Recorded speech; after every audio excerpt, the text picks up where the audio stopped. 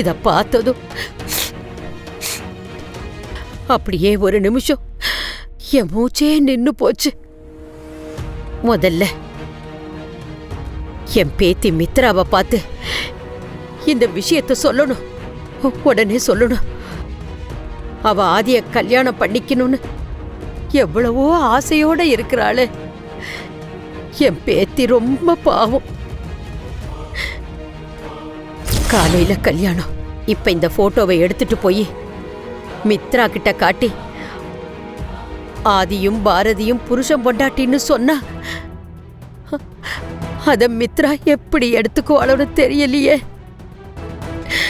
ஐயோ கடவுளே, என் பேத்திக்கு ஏன் இப்படி ஒரு நிலைமை? அவ வாழ்க்கை இப்படியா போகணும்? இல்ல இல்ல இல்ல, இந்த கல்யாணத்தை. ஏய் மித்ரா, என்ன ஆச்சு? இங்க எதுக்கு கூட்டிட்டு வந்திருக்க?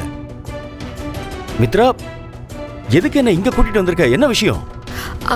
அண்ணா, உன்கிட்ட ஒரு முக்கியமான விஷயம் சொல்லணும். அதனால தான் இங்க கூட்டிட்டு வந்தேன். அதெல்லாம் சரி மித்ரா, இங்கேயும் வரணும் நாம. இது நீ உன் ரூம்லயே சொல்லிருக்கலாமே. ஷோ அண்ணா, அதெல்லாம் அங்க வச்சு பேச முடியாது. அதனால தான் நான் இங்க கூட்டிட்டு வந்தேன். என் ரூமுக்கு யார் யாரோ வந்துட்டு போய்கிட்டு இருப்பாங்க.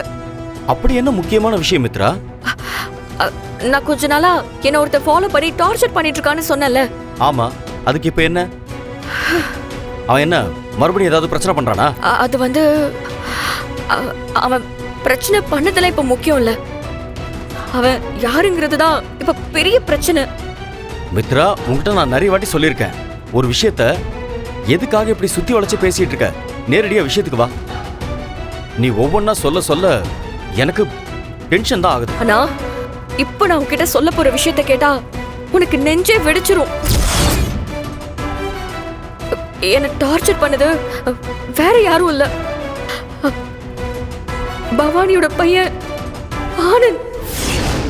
வாட்? அவன் தானே நீ முதல்ல எப்படி கண்டுபிடிச்ச? ரிசப்ஷன் முடிச்சிட்டு ரூம்ல இருந்தப்போ திடீர்னு அவன் கதவை திறந்துட்டு கையில தாலியோட வந்துட்டான்.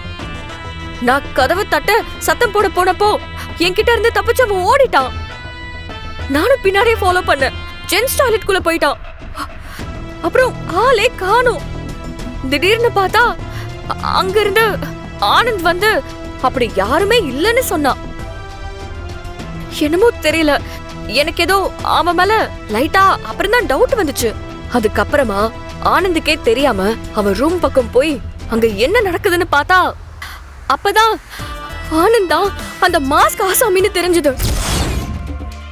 அதுக்கு மேல ஏதாவது நீ முயற்சி பண்ணா பவானி ஏகாம்பரத்துக்கிட்ட எல்லாம் சொல்லிருவேன்னு மிரட்டிட்டு தான் வந்த. என்ன மித்ரா, இப்படி ஷாக் மேல ஷாக் கொடுத்துட்டு இருக்க? ஷோ, உனக்கே இப்படி இருக்குனா கொஞ்சம் ஏன் நிலைமை யோசிச்சு பாரு. எனக்கு இப்போ இருக்கிற பயம் எல்லாம் எங்க அவன் கல்யாணத்துல வந்து ஏதாவது பிரச்சனை பண்ணிருவானோன்னு ரொம்ப பயமா இருக்கு. எப்படியாவது இந்த கல்யாணம் நடந்தே ஆகணும். அது வரைக்கும் எந்த பிரச்சனையுமே இல்லாம இருக்கணும். உங்க 2 பேர்கிட்டயும் ஒரு முக்கியமான விஷயத்த பத்தி கேட்கணும். என்ன விஷயம் பாட்டி? நான் கேக்குற கேள்விக்கு 2 பேருமே என்கிட்ட மறைக்காம உண்மைய மட்டும்தான் பேசணும். நீங்க என்கிட்ட பொய் பேசுறீங்கன்னு தெரிஞ்சது அப்புறம் இந்த பாட்டி சும்மா இருக்க மாட்டேன். முதல்ல விஷயம் என்னன்னு சொல்லுங்க பாட்டி. ஆதியும் பாரதியும் புருஷன் பொண்டாட்டியா?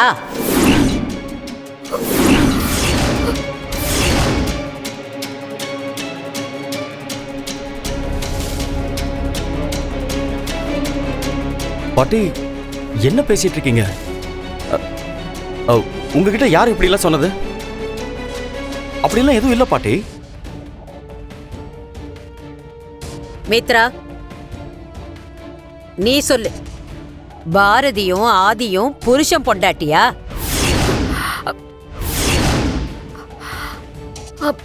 பாட்டி என்ன சொல்றீங்க? எதுக்கு பாட்டி இப்படி எல்லாம் கேக்குறீங்க? அப்படிலாம் ஒண்ணு இல்லையே. அப்போ இது என்ன?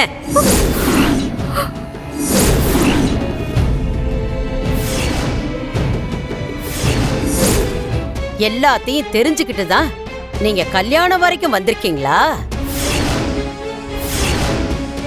சொல்லு மித்ரா, உனக்கு தெரியும் தானே? தெரியும் பாட்டி.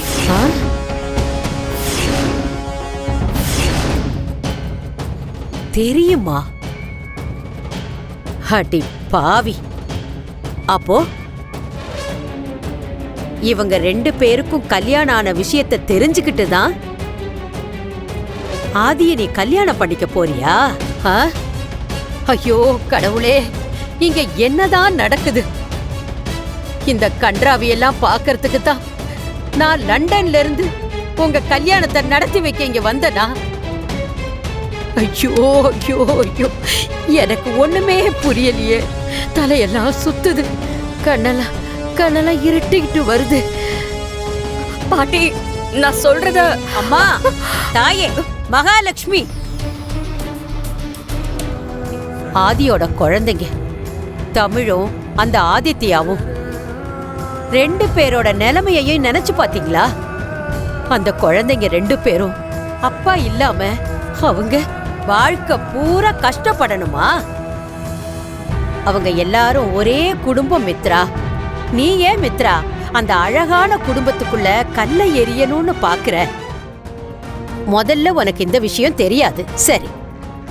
தெரிஞ்சதுக்கு அப்புறம் ஆதிய கல்யாணம் பண்ற எண்ணத்தை நீ முழுசா தள்ளி வச்சிருக்கணும். ஆதிய விட்டு மொத்தமா விலகி இருக்கணும். ஆனா நீ அத பண்ணல. ஏன் மித்ரா? நான் ஆதிய உயிருக்குயிரா லவ் பண்றேன் பாட்டி. அவர் மேல நிறைய அன்பு வச்சிருக்கேன். அதுக்கு பேரு அன்பு கிடையாது மித்ரா. அப்பட்டமான ஒரு முட்டாள்தனம். தான் புருஷன் தன்னை பத்தின எல்லா விஷயத்தையும் மறந்துட்டாலும் அவனுக்கு நல்லது நடக்கணுங்கிறதுக்காக தனியா நின்னு அந்த பாரதி போராடிக்கிட்டு இருக்கா. இப்பதான் அவளை பத்தி எனக்கு எல்லாமே தெரியுது.